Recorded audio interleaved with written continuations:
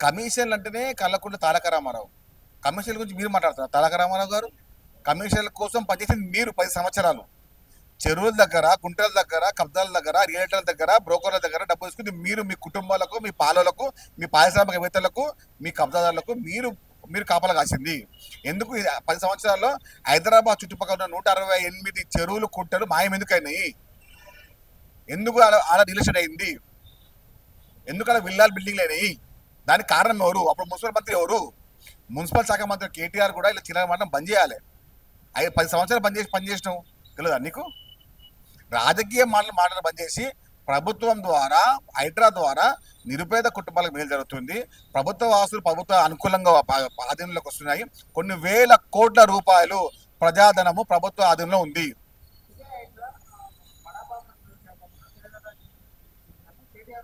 Pradeep construction కానీ ఎన్నో construction KTR, ఆ బలాబాబులు వాళ్ళు కదా. రాజకీయానికి మాట్లాడే కల్వకుంట తారక రామారావు గారు అలియాస్ కోతల రామారావు గారు 10 సంవత్సరాలు మంత్రిగా పనిచేసి కబ్జా కోరులకు కాపలా కాసింది నువ్వు కాదా? కబ్జా కోరులకు వెన్నుంది నువ్వు కాదా? కబ్జా కోరుల కోసం, వారి కోసం, రాజకీయం కోసం, వాళ్ళకు సంబంధించిన పార్టీ అకౌంట్ డబ్బుల కోసం ఇల్లీగల్ కన్స్ట్రక్షన్ కి అనుమతి లేని కన్స్ట్రక్షన్ ఇచ్చిన ఎవరు? నువ్వు కాదా? హైడ్రా అంటే మీరు కావాలని మీ ఫేస్బుక్ల ద్వారా, మీ ట్విట్టర్ల ద్వారా, మీ మీడియా ద్వారా భూతంగా చూపించిన అయినా కూడా దాన్ని ఒక దేవతలాగా, ఒక దేవునిలాగా ప్రజలు చూస్తూ ఉన్నారు. హైడ్రా ఒక వరం. హైదరాబాద్ నగరానికి హైడ్రా ఒక వరం లాంటిది. ఆ వరాన్ని కావాలని ఇబ్బంది పెట్టే విధంగా చిల్లర మాటలు కలవకుండా తారక రామారావు గారు మీరు తలకి తప్పలు చేసినా కూడా హైడ్రాని ఏం చేయలేరు.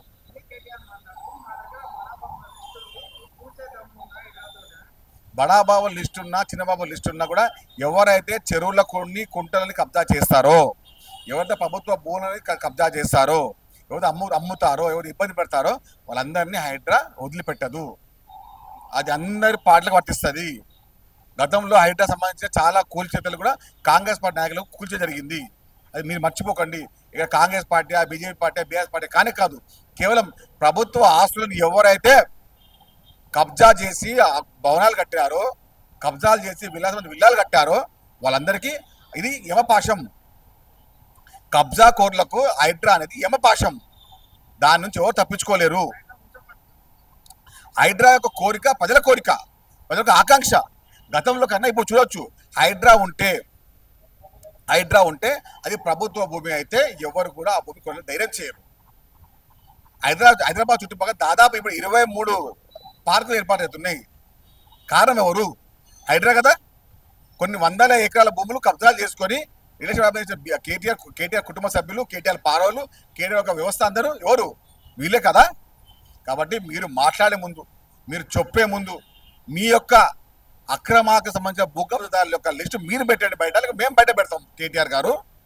కాబట్టి కోతలు బంద్ చేయండి. అక్రమాల లిస్టులో 90% కేటీఆర్ యొక్క బినామీలే. హైడ్రా ఒక వరం, కబ్జాల పాలిట యమపాశం.